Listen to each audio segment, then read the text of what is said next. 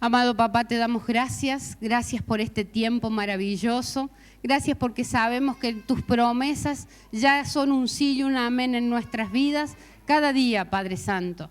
En esta hora oro para que tú estés hablando a través de Marcelo, aquella palabra que vos ya depositaste en su corazón. Señor, que Él pueda transmitirla con libertad, con esa pasión que solamente el Espíritu Santo hace que nosotros podamos recibirla y también ser direccionados en nuestra vida a través de esa palabra. Te amamos, Señor. Amén y amén. Amén. Gracias. Gracias por acá. Ahí me puedo bajar mejor. Sí, más o menos. ¿Cómo están? Bien. Primero que nada, gracias a todos los que nos acompañan, a los pastores que se han tomado su tiempo para acompañarnos, a los hermanos de otra congregación también que han decidido acompañarnos. Valoramos mucho ese tiempo. También quiero dar muchísimas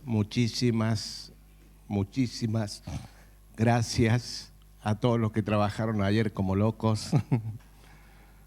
Mucho trabajo. A las 6 de la tarde le dije a la Claudia, me voy, no doy más. Pero hay muchos que se quedaron, después volví, ¿no? Pero gracias por ese amor hacia la casa del Señor, por sobre todas cosas, ¿no? Y recién escuchaba los testimonios y no dejo más que destacar la gracia de Dios sobre esta casa y sobre todo lugar donde se predica el Evangelio. Porque somos seres imperfectos, tremendamente imperfectos, pero el Señor es el que hace la obra en cada uno de ellos. El Señor es el que abraza en esos consuelos, el Señor es el que da una palabra real en el momento necesario. Todo es obra del Señor.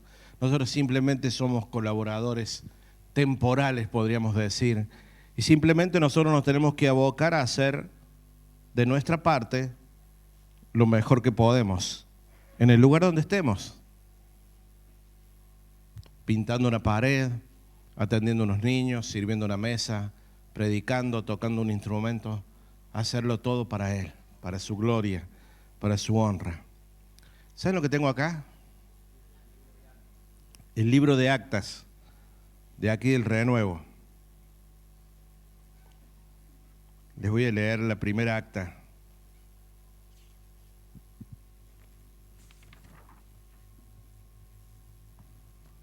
«28 de agosto, año 1994. En el día de la fecha, a las 10 de la mañana, en Manuel Guerrero 909, barrio Las Magnolias, se han reunido 4 personas, siendo el sentir de ellos alabar, orar y enseñar la palabra de Dios, obedeciendo al Señor Jesucristo, como dice Mateo 18:20, en reuniones consecutivas y futuros cultos para la gloria de Dios, serán recibidas aquellas personas que tengan el mismo sentir, comprometiéndose todas ellas a hacer la voluntad de Dios, teniendo la guía del Espíritu Santo. Estas 4 personas son David Lorenzo Sain, Edith Liliana Lali de Sain, Guillermo Andrés Sain y Damaret Ruth Sain. Fírmese y protocolícese. Amén y amén. 4 personas. Aunque tu comienzo fuese pequeño, tu gloria postrera será grande, dice el Señor. Pastor David, somos el fruto de esa decisión, de esos 4. Y honro esa visión en esta hora. Honro la vida de la pastora Edith y de Damaris, que ya están en la eternidad. Pero ese día estaban sembrando en los cielos. Ese día estaban sembrando hacia la eternidad. Y todo lo que nosotros hacemos para sembrar en esa eternidad, Dios se encarga de que siga adelante.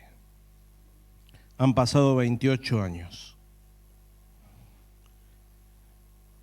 Y más allá de que en este momento estamos al frente con Claudia, sabemos y entendemos que no se trata de la gestión del pastor David, no se trata de la gestión del pastor Marcelo, se trata de la obra de Dios sobre la vida de cada uno de sus hijos. Amén. Denle un aplauso al Señor. Amén.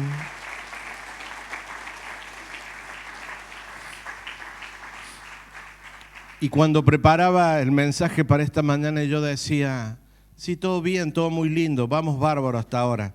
Por lo menos desde los 11 años que estamos como pastor, todavía no la hemos chocado en la iglesia, Pastor David. Seguimos adelante. Pero ¿cómo seguir? ¿Cómo seguir adelante? Y la palabra de Dios abunda en esa guía, en lo que tenemos que hacer para adelante, ¿no? Y hoy con mayor luz de la que por lo menos yo tenía hace 11 años atrás, entiendo que hemos sido incluidos en un propósito eterno, como lo dice ese cartel.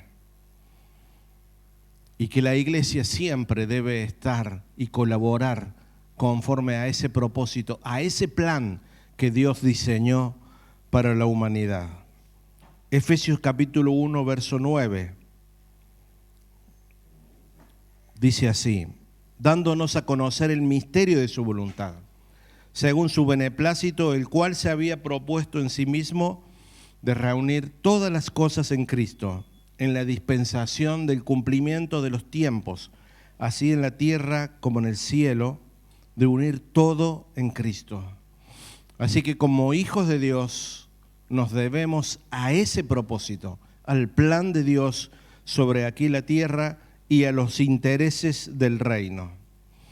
Hace 4 años atrás, justamente en el aniversario número 24, nos visitó el pastor Juan Balistreri. Él nos predicó una palabra basada en Hebreos 9:11, que dice así, pero estando ya presente Cristo, sumo sacerdote de los bienes venideros, pero estando ya presente Cristo. La mayoría de los que estábamos en ese momento entendíamos poco de esa palabra, pero estando ya presente Cristo. Y al pasar de los años, el Señor ha ido añadiendo luz a esta casa con respecto a ese versículo. Creo que la he escuchado a esa prédica entre 7 u 8 veces. Y cada vez que la escucho, algo más el Espíritu me habla, algo más me va añadiendo luz de lo que representa y lo que la iglesia tiene que tener en cuenta de que ahora está presente Cristo. Entonces, teniendo un mayor entendimiento de esta frase, hoy puedo decirle, esto de que Cristo está presente, es que debemos mirar hacia el futuro y tomar decisiones teniendo en cuenta de que Cristo está presente, de que Cristo es la centralidad de todas las cosas, que la iglesia es su cuerpo. Por lo tanto, la iglesia debe caminar y no debe ignorar la voluntad de Dios para este tiempo. Así que cuando miro y digo, ¿qué hacemos para adelante? ¿Cómo seguimos adelante? Aquí está la respuesta. La iglesia del Señor tiene que seguir participando en el propósito eterno de Dios y para eso la iglesia cada día debe conocer la voluntad de Dios, lo que Dios está esperando de la iglesia en este tiempo. Por eso que como iglesia vamos a seguir colaborando en este propósito, dando a conocer al Dios Trino. La gran comisión dada a la iglesia, ir por todo el mundo y predicar el evangelio hasta lo último de la tierra, predicando a Cristo y a este crucificado para alcanzar a los elegidos que aún están entre los perdidos. También vamos a trabajar en adquirir conocimiento y entendimiento. Nuestro caminar en el propósito eterno de Dios está determinado por cuánto entendemos de ese propósito. Hay cosas que a veces las hacemos porque ya otros las hicieron. Hay cosas que las hacemos porque creemos que son buenas. Pero las cosas que avanzan en el reino son aquellas que las hemos entendido desde la eternidad y sabemos que debemos hacerla porque estamos en el momento y en el lugar correcto. Y para eso es necesario que nuestra mente opere desde la mente de Cristo. Porque desde la mente de Cristo opera la iglesia del Señor. Y no nos vamos a equivocar en caminar en su propósito. Tener la mente de Cristo es verlo todo desde lo eterno y no desde lo temporal. Tener la mente de Cristo es verlo todo desde lo divino y no desde lo terrenal. Tener la mente de Cristo es verlo todo desde lo espiritual y no de lo carnal. Tener la mente de Cristo es responder a una voluntad y a un diseño que Dios ha establecido. Tener la mente de Cristo es verlo todo sin velos. Tener la mente de Cristo es tener por prioridad su reino. Y el que opera desde la mente de Cristo, el Evangelio pasa a ser una causa de vida. Por eso que el filtro por el cual la iglesia debe pasar todo es a través de la mente de Cristo. También seguiremos trabajando en formar a Cristo en nosotros. Es la segunda parte de la Gran Comisión. La segunda parte dice, enseñándoles todas las cosas que les he enseñado. De eso se trata el discipulado, de formar a Cristo dentro de nosotros. ¿Para qué? Porque hay una medida que se nos ha impuesto. Efesios 4:13 dice, hasta que todos lleguemos. Y me encanta ese todos. Hasta que todos lleguemos a la estatura del varón perfecto que es Cristo.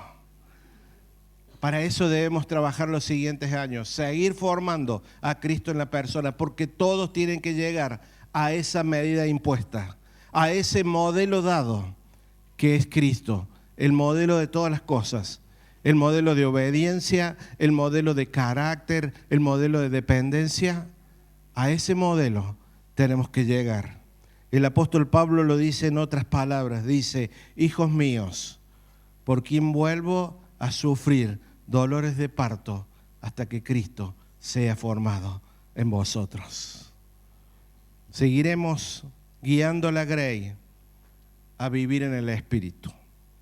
Romanos 8:14 dice, porque todos los que son guiados por el Espíritu Santo, estos son hijos de Dios. Qué importante que la iglesia del Señor entienda esto. Ser guiados por el Espíritu Santo. Cada día, cada momento, cada decisión a tomar. Ser guiados por esta persona maravillosa que nos acompaña y que dice la Biblia que está en nosotros y con nosotros. Seguiremos intercediendo cada semana buscando la realidad del cielo para poder expresarla aquí en la tierra. Seguiremos trabajando en este ministerio tan maravilloso que el Señor le ha dado a la iglesia, que es el ministerio de reconciliación. Segunda de Corintios 5:18 dice, voy medio rapidito, y todo esto proviene de Dios, quien nos reconcilió consigo mismo por Cristo y nos dio el ministerio de la reconciliación. Verso 19, que Dios estaba en Cristo, reconciliando consigo al mundo, no tomándoles en cuenta a los hombres sus pecados, y nos encargó a nosotros la palabra de la reconciliación. ¿A quién se le encargó? A la iglesia, la palabra de reconciliación. Verso 20, así que somos embajadores en nombre de Cristo, como si Dios rogase por medio de nosotros, os rogamos en nombre de Cristo, reconciliaos con Dios. Este es el ministerio más maravilloso que la iglesia tiene para cumplir en la tierra, acercar a las personas a Dios. Pero no deja de ser también un tremendo ministerio, primeramente dentro de nuestro hogar, reconciliando las cosas entre los cónyuges, entre los hijos. Siempre predico esto y enseño esto porque desde que me cayó la ficha no puedo predicar otra cosa. Yo soy el primer agente de reconciliación en mi hogar. Usted también debe serlo. En todo lugar, en todo momento donde le toque caminar. Somos agentes de reconciliación. Somos parte de la solución y no del problema. Tenemos a Cristo. Tenemos un tesoro dentro nuestro que tenemos que acercarlos a los demás. Pero primeramente ellos tienen que ver ese tesoro funcionándonos en cada uno de nosotros. Seguiremos como iglesia administrando la multiforme gracia de Dios. Primera de Pedro 4:10 dice: cada uno, según el don que ha recibido, ministrelo a otros como buenos administradores de la multiforme gracia de Dios. El Señor ha dado dones, talentos, ministerios. La tarea de la iglesia, de los pastores, de los líderes, es ayudar a que cada uno desarrolle ese don dentro de la gracia que Dios ha establecido. Y así poder ayudar al resto de la grey a crecer juntos. Dice que los ministerios han sido dados para el crecimiento de la iglesia. Dios da el crecimiento, pero nosotros somos colaboradores con cada expresión de gracia que Dios ha establecido en cada uno de nosotros. Y por último, seguiremos permaneciendo en Cristo, permaneciendo en su amor y permaneciendo en su palabra, como lo dice Juan 15. Las dos acciones del cristiano: permanecer en su palabra y permanecer en su amor, hasta que Él venga a buscar a su iglesia o hasta que Él nos llame a su presencia. Amén. Antes de concluir, porque quería hacerlo breve esto, yo quiero leerles una proclama que creo que en este día que estamos celebrando hoy es muy oportuno y muy importante. Estuve en una convención en el Chaco hace un mes atrás y esto que les voy a leer lo leyeron el apóstol Alberto Calviño y su esposa. Lo leyeron como una declaración, como una proclama. Yo le dije a Claudia: wow, qué hermoso, qué contenido lo que están leyendo. Así que se los pedimos prestado y quiero leérselos. Es un poquito extenso, pero quiero leérselos porque yo creo en esto. Creo que es de Dios y creo que esta casa se tiene que afirmar en esta proclama, en lo que vamos a declarar en esta mañana. Dice así: mucho se ha hablado y se ha escrito en las últimas décadas acerca de la palabra propósito, muchas veces con buenas intenciones, pero no con la exactitud que se requiere entre nosotros. Muchas veces hemos acuñado frases como: Dios tiene un propósito para tu vida, o debes saber cuál es el propósito de Dios para tu vida, o algunas otras expresiones similares. Algo parecido sucede con términos semejantes como plan o sueños. Dios va a cumplir tus sueños. Dios va a hacer realidad todos tus planes. Estas y muchas otras expresiones del mismo tenor se han hecho demasiado populares entre los predicadores y los escritores evangélicos. Hoy comprendemos que el evangelio no se trata de propósitos no se trata de sueños o planes individuales, sino que se trata del sueño de Dios, del plan de Dios y fundamentalmente del propósito eterno de Dios. Las Escrituras son muy claras al revelarnos por medio del Espíritu Santo la esencia de este Evangelio, por lo cual lo hemos entregado todo.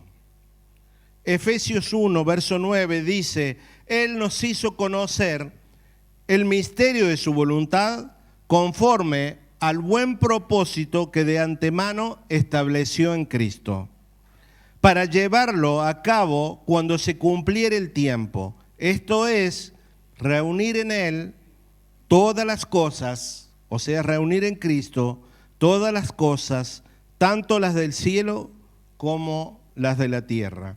Ese es el resumen del propósito eterno de Dios. En un tiempo, en el cumplimiento de un tiempo, todas las cosas serán reunidas, las que están en el cielo, las que están en la tierra, todas reunidas en Cristo. Como seres humanos finitos, tenemos muy incorporada la práctica de reaccionar frente a determinadas situaciones no deseadas o rectificar el rumbo frente a resultados inesperados. En el idioma popular utilizamos expresiones como el plan B para tratar de subsanar algún error o de modificar alguna situación adversa. Sin embargo, debemos entender que en la omnisciencia de Dios, este escenario no tiene lugar alguno. A Dios nada lo toma por sorpresa. Dios desde la eternidad tiene una voluntad soberana, independiente de todo acontecimiento terrenal y de toda opinión o pensamiento humano. En este pasaje el apóstol Pablo habla de un misterio revelado, el cual tiene que ver con una voluntad y con un propósito establecido desde antemano. Dios tiene un plan, un propósito eterno que sin dudas se está llevando a cabo muy a pesar de nosotros. A través de la Biblia, desde el Génesis hasta el Apocalipsis, encontramos una cadena que contiene miles de eslabones que unen cada profecía, cada historia, cada sombra, cada verdad espiritual. Son parte de una cadena que nos determina y nos posiciona en el propósito eterno de Dios en Cristo Jesús. El propósito eterno es la clave para toda interpretación correcta de las Escrituras. El propósito eterno debe ser tenido en cuenta como fundamento teológico. El propósito eterno es el marco regulatorio de nuestra asignación ministerial. El propósito eterno se levanta como referencia de nuestra cosmovisión. El propósito eterno es el reloj que determina los tiempos de Dios a lo largo de la historia. El propósito eterno es la brújula que busca guiar los pasos de la iglesia. El propósito eterno es el motor y combustible para nuestra generosidad. En este sentido es que cobra relevancia las palabras del apóstol Pablo en el libro de Romanos, cuando dice: no se amolden a este mundo actual, sino sean transformados mediante la renovación de su mente. Así podrán comprobar cuál es la voluntad de Dios, buena, agradable y perfecta. Otras traducciones utilizan las mismas expresiones: no se amolden, no imiten, no vivan según el modelo, no se conformen, no adopten la costumbre, no te adaptes a su cultura. El sistema del mundo pretende adaptarnos, amoldarnos, encerrarnos, acostumbrarnos y adecuarnos dentro de su temporalidad. Y la mayor tragedia de la iglesia es no haber sabido discernir esta cuestión y ceder a tal presión, tanto que nuestra vida como en el mensaje que predicamos. El gran desafío de la iglesia hoy es no tomar la forma de lo temporal, tampoco de lo pasajero, de lo visible y externo, para volver su mirada al lugar y a la dimensión a donde realmente pertenecemos. Saber quiénes somos, de dónde venimos, a quién servimos, en qué posición estamos y en qué dimensión nos movemos, serán algunas de las armas poderosas con las cuales lucharemos contra esta presión del sistema, extendiendo el reino de Dios a las naciones. Entendiendo esta realidad y mirando hacia un futuro de gloria, es que creemos profundamente en la revelación de este propósito eterno, en la cual está estrechamente ligado a la realidad del reino de Dios manifiesta en la tierra. Hebreos 12:28 dice, así que recibiendo nosotros un reino inconmovible, tengamos gratitud y mediante esta gratitud sirvamos a Dios agradándole con temor y reverencia. Es llamativo que algunos de los temas en los cuales las escrituras le asignan una gran trascendencia se prediquen tan poco hoy en nuestras iglesias. Es lógico pensar que lo que es importante para Dios debería ser importante para nosotros, y el valor que Dios le da a ciertas realidades y acontecimientos debería ser el mismo valor que le asignamos nosotros mismos, porque en definitiva no se trata de nuestro mensaje, no se trata de nuestro evangelio, sino del mensaje de Dios, del evangelio de Dios y del propósito eterno de Dios. Una de las razones por las cuales suceden estas cosas está basada en la ignorancia respecto de algunas verdades relacionadas con el propósito eterno. Por ejemplo, hay un gran desconocimiento acerca del alcance y las implicancias directas de la victoria eterna de la cruz. Para muchos la cruz solo tiene que ver con el perdón de los pecados en términos personales y tiene que ver con individualidades, sin comprender que esta obra eterna de gracia que se manifestó en nuestra temporalidad mediante la crucifixión del Señor tiene implicancias y alcances cósmicos de proporciones inimaginables. Contrariamente a esta realidad, la Biblia nos permite ver que para los apóstoles del Cordero, la cruz significó mucho más que un beneficio personal. Para ellos marcó el fin de un tiempo y el comienzo de otro diametralmente diferente. Es notorio que en varias oportunidades los escritores del Nuevo Testamento se refieren a los postreros días, los últimos días, los días finales, no como algo que va a suceder en el futuro lejano, sino como su presente de los días que estaban transitando. Indudablemente los apóstoles estaban convencidos de que estaban viviendo la transición de un tiempo a otro, de un mundo a otro, de una realidad a otra, de un pacto a otro pacto. Lo que ellos estaban experimentando era ni más ni menos que el final de un reino y el comienzo de otro reino. La victoria de la cruz derrotó a aquel que tenía el imperio de la muerte y lo despojó de todo poder y autoridad, tal como lo expresa el apóstol Pablo en el libro de Colosenses.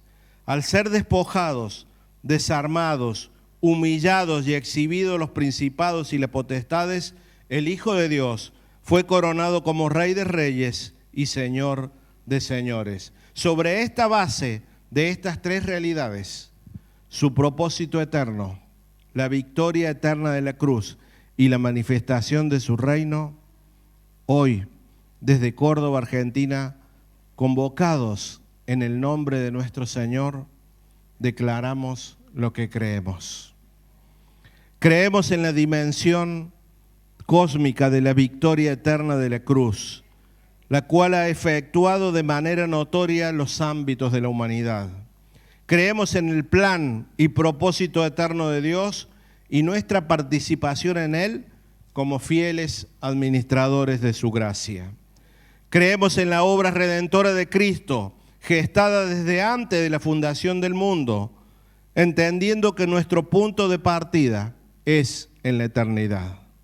Creemos en la paternidad de Dios, que otorgó a todo aquel que cree en el Hijo, la cual establece nuestra identidad como integrantes de la familia de Dios. Invito a los músicos que vayan pasando. Creemos en el misterio glorioso del Espíritu Santo, en el ministerio glorioso del Espíritu Santo, trayendo la vida del Hijo a su iglesia, haciéndolo su habitación y revelándonos las inescrutables riquezas en Cristo. Creemos en la iglesia gloriosa, sin mancha y sin arrugas, la esposa del Cordero, quien es la expresión corporativa del Hijo. Creemos en la instauración del reino inconmovible y eterno, cuyo Rey de Reyes es Jesucristo. Creemos en el sacerdocio real de todo creyente, como fundamento para vivir la plenitud de vida y para expandir el evangelio eterno en las naciones de la tierra. Creemos en la vigencia de un ministerio expresado en las 5 gracias ministeriales que capacitan a los santos para el servicio de Dios. Creemos en la superioridad, alcance y trascendencia del nuevo pacto que declaró obsoleto al antiguo. Creemos en la supremacía de Cristo, manifestada en una iglesia donde el fundamento y centro es Cristo, y entendiendo que en Él somos, vivimos y nos movemos. Creemos en Cristo, que en Él estamos posicionados, sentados en lugares celestiales y con Cristo, mirando las cosas temporales, pero desde una perspectiva eterna.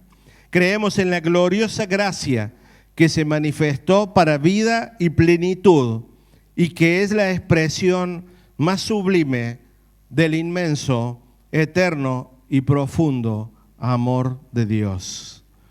Creemos que el propósito eterno de Dios en Cristo es el reloj y la brújula que determinan el caminar y el accionar de su iglesia. Creemos en la necesidad de una profunda reforma, la cual comienza con un cambio de esencia, de entendimiento y concepción de nuestra posición, de saber nuestra identidad y asignación como iglesia de Cristo.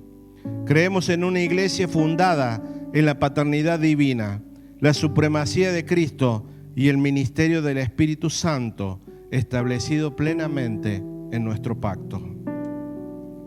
Creemos en una iglesia donde no hay diferencias jerárquicas y donde se reconocen las diferentes gracias ministeriales y funciones dentro del cuerpo de Cristo.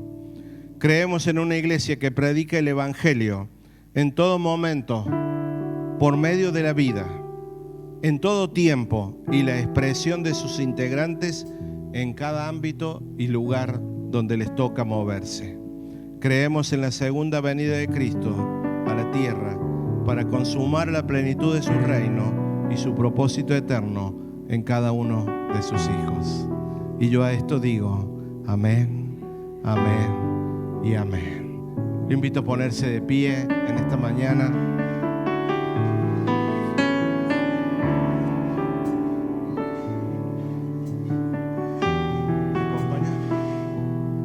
Señor, te damos gracias, Señor, primero que nada, por estos 28 años que nos has acompañado, Señor.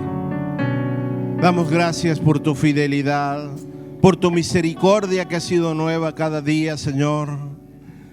Pero también damos gracias por la visión que nos das hacia el futuro, Señor.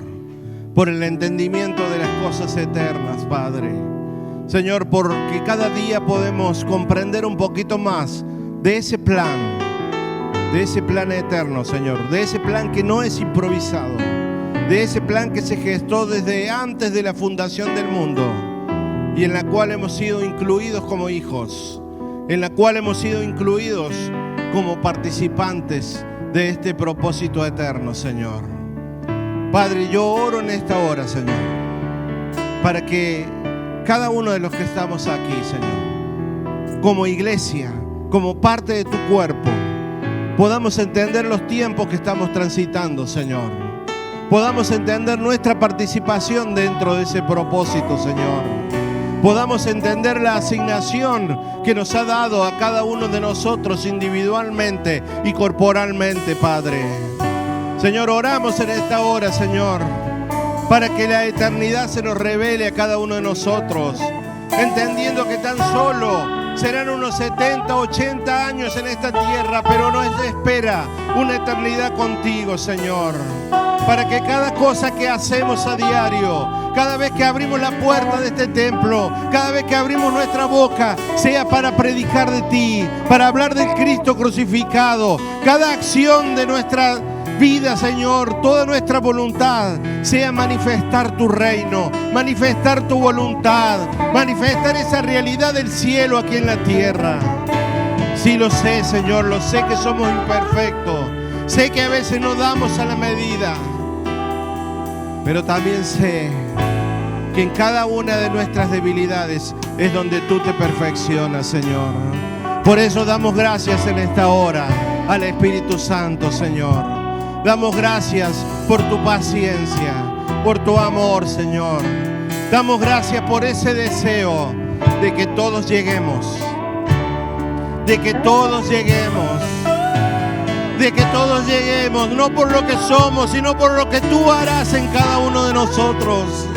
Señor, sea hallado en esta mañana un corazón enseñable en nosotros.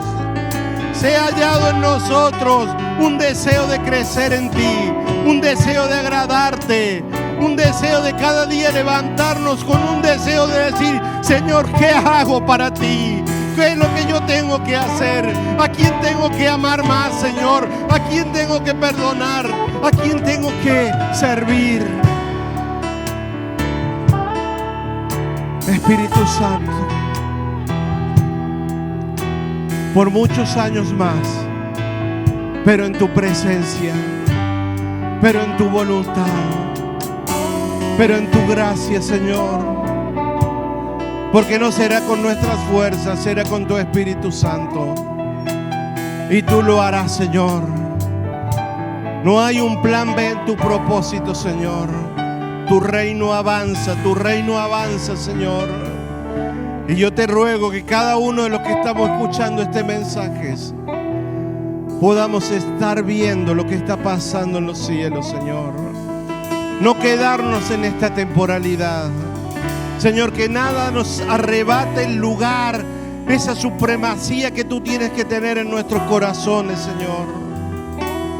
Porque nada, Señor, ni nadie tiene peso al lado tuyo, Señor. Señor, te pedimos por los niños, te pedimos por los jóvenes, Señor, por los que vienen detrás nuestro, Señor. Que podamos ser modelos para ellos también, Señor. Modelos de tu vida en cada uno de nosotros, Señor. Líbranos de ser estorbos para ellos, Señor, sino todo lo contrario, una manifestación clara de tu gracia en nosotros, papá. Te amamos, Señor. Te amamos y te necesitamos. Adoremos al Señor.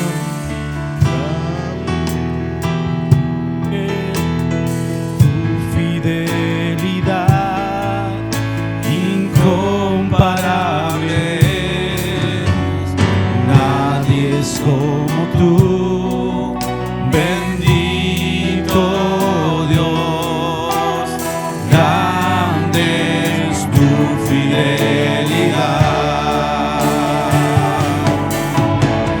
Tu fidelidad es grande, tu fidelidad incomparable. Como tú, bendito Dios, grande es tu fidelidad. Tu fidelidad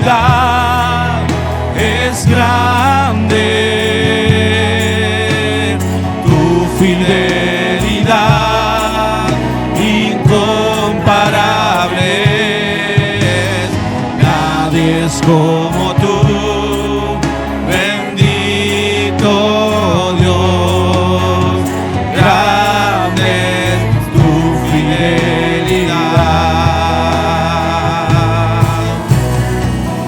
Oh, has sido bueno, Sí, Señor. Dios ha sido bueno,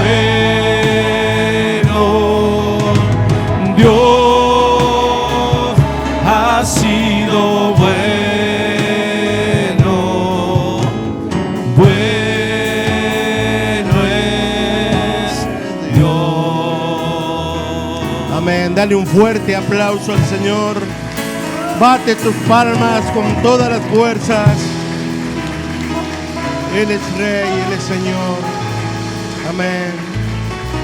Sí, Señor. Amén. Amén.